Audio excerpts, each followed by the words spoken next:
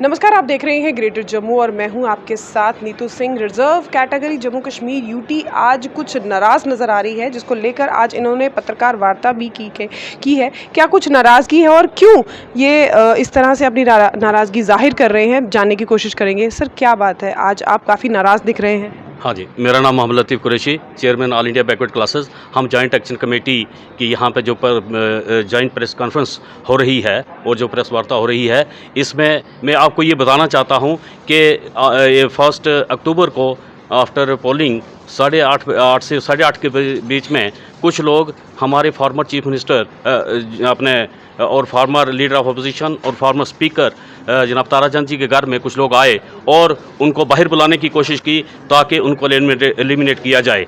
ये बड़ी दुख की बात है और बड़े अफसोस की बात है कि यहाँ पे लॉ एंड ऑर्डर सिचुएशन क्या इतनी ही कमज़ोर है कि एक इस स्टेचर के बंदे को वो 4 बंदे आते हैं या 5 बंदे आते हैं तो उठा के बाहर बुलाना चाहते हैं और वहाँ एलिमिनेट करना चाहते हैं। तो आम बंदे की आप सोच सकते हैं कि क्या हालत होगी। तो और इस वक्त जो सिचुएशन है हमारे जम्मू कश्मीर की, इस वक्त उसको मद्देनज़र रखते हुए लॉ इन्फोर्समेंट एजेंसीज़ को इस पर संज्ञान लेना चाहिए और जल्द से जल्द इसमें एक्शन करना चाहिए। अभी तक वो लोग अरेस्ट नहीं हुए हैं, जिसको लेकर हम बहुत लोग जो हैं SC ST OBC और मिनॉरिटी और सिविल सोसाइटी के लोग बहुत परेशान हैं। और इसको लेकर हम ये कहते हैं हमारे LG साहब और चीफ सेक्रेटरी साहब और DGP साहब इस चीज़ पर संज्ञान लें और उन लोगों के ख़िलाफ़ सख्त से सख्त कदम उठाया जाए ताकि कोई दूसरा आने वाला बंदा ऐसी जुर्रत ना कर सके कि वो किसी को मारने की कोशिश करे या किसी को धमकाने की कोशिश करे।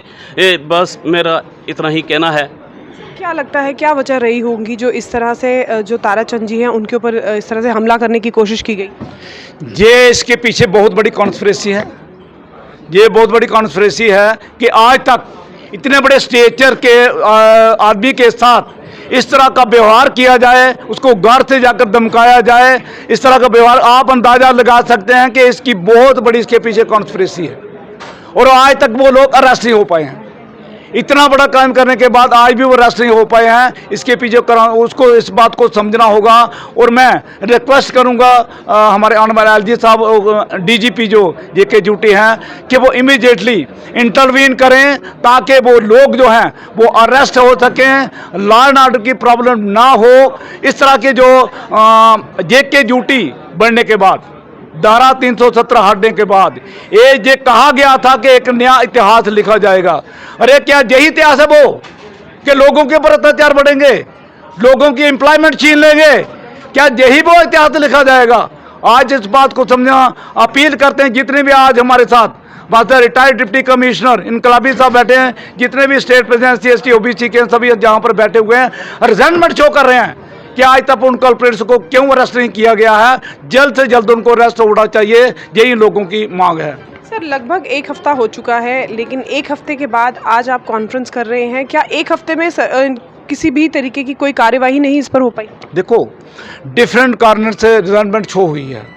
कुछ पॉलिटिशियन ने भी की है, कांग्रेस के लोगों ने भी की है, लेकिन आज हमने देखा जब नहीं कोई भी कार्रवाई हो रही है तो जो सभी लोग जो सामने आए हैं प्रेस कॉन्फ्रेंस करने के लिए, और हम उम्मीद करेंगे कि हम DGP साहब और ऑनरेबल LG साहब जरूर इस बात का संज्ञान लेंगे और उसे अरेस्ट करेंगे। आप क्या कारण मानते हैं कि क्या कारण रहे होंगे? आप देखेंगे कि इस वक्त अगर फार्मर डिप्टी CM की ये हालत है तो इसमें जो लॉ इन्फोर्सिंग एजेंसीज़ हैं उनको क्विकली इस पर एक्शन लेना चाहिए। हालांकि हमारी जम्मू कश्मीर पुलिस है, इट्स रिनाउंड थ्रूआउट इंडिया, लेकिन यहाँ कुछ जानबूझ के कुछ अनफोर्सिन हैंड्स हैं जो इसमें एक्शन नहीं लेना चाहते। लेकिन मैं ये कहूँगा कि सिविल सोसाइटी में एक बहाल करने के लिए ये ज़रूरी है कि इस पर फौरी एक्शन लिया जाए। सर, किस तरह एक्शन की डिमांड कर रहे हैं आप और क्या कुछ सरकार से आपकी अपील है? देखिए, मैं प्रेसिडेंट और Jammu Kashmir retired SC ST OBC forum से हूँ। तो मैं ये कहना चाहता हूँ कि ये जो 2019 में 5 अगस्त को जब ये UT कन्वर्ट हो गई थी हमारी जम्मू कश्मीर, ये तभी से शुरू हो गया है।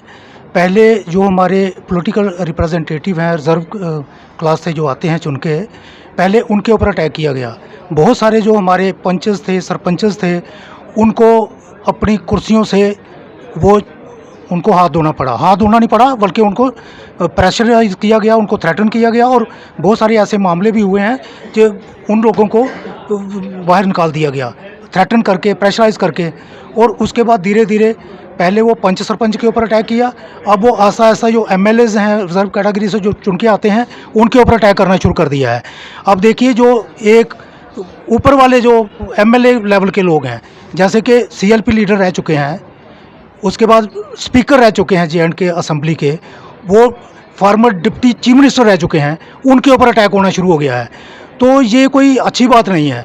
मैं यही कहना चाहता हूँ कि जो हमारा एट्रोसिटी एक्ट है, इसको अच्छे तरीके से इम्प्लीमेंट होना चाहिए, और उनके ऊपर जो ऐसे जो तत्व हैं, जो क्रिमिनल लोग हैं, उनके ऊपर बाज़ाब्ता एक्शन होना चाहिए। और मैं गवर्नमेंट से यही अपील करता हूं कि इसके ऊपर जल्दी से जल्दी एक्शन होना चाहिए। और एलजी साहब और जो डीजीपी साहब हैं, जो पुलिस जिनके जिम्मे ये सारा होता है काम, उनको मैं कहूँगा कि वो जल्दी से जल्दी इसके ऊपर एक्शन ले। मैं यही कहना चाहता हूँ। Thank you. तो जिस तरह से आपने देखा, आज reserve category Jammu Kashmir UT के द्वारा एक पत्रकार वार्ता की गई है। नाराज़गी इनकी जेन्युइन है, क्योंकि इनका ये मानना है कि रिजर्व कैटेगरी के जो लोग हैं उनके ऊपर आए दिन लगातार इस तरह से हमले हो रहे हैं, और इस हमलों को कहीं ना कहीं रोक लगाने के लिए सरकार को इसमें इंटरवीन भी करना पड़ेगा। क्या कुछ कहना चाहते हैं आप इस वीडियो के बारे में? कमेंट सेक्शन में अपनी राय रखिएगा। तब तक के लिए मुझे दीजिए इजाज़त। कैमरामैन अजय जाड़ू के साथ मैं नीतू सिंह, रेड जम्मू के लिए। धन्यवाद।